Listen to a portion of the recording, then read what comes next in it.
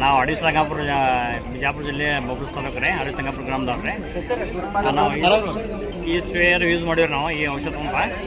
ಅದು ಇದಕ್ಕಿಂತ ಮೊದಲು ಒಂದು ಯೂಸ್ ಮಾಡಿದ್ವಿ ನಾವು ಮೊದಲ. ಅದು ಭಾಳ ಒಂದು ತಿಂಗಳ 2 ತಿಂಗಳಾಗ ನಾವು ಬಾದಾಗ ಹೋದ್ರಿ ಅದು ಸರಿಯಾಗಿ ವರ್ಕ್ ಆಗಲಿಲ್ಲ ರೀ. ಅದು ಇದನ್ನ ಏನು ಯೂಸ್ ಮಾಡಿದ್ವಿ ನೋಡಿರಿ, ಇನ್ನೂವರೆಗೆ 1 ವರ್ಷ ಆತ್ರಿ. ಇನ್ನೂವರೆಗೆ ಒಂದು ರಿಪೇರಿ ಇಲ್ಲ, ಒಂದು ಇದಿಲ್ಲ ರೀ. ಒಮ್ಮೆ ಚಾರ್ಜ್ ಮಾಡಿದ್ರೆ ಎಷ್ಟು ಬರುತ್ತೆ? ಒಮ್ಮೆ ಚಾರ್ಜ್ ಮಾಡಿದ್ರೆ ಒಂದು 50 ಪಂಪ್ವರೆಗೆ ನಮಗೆ ಬಂದ್ರಿ.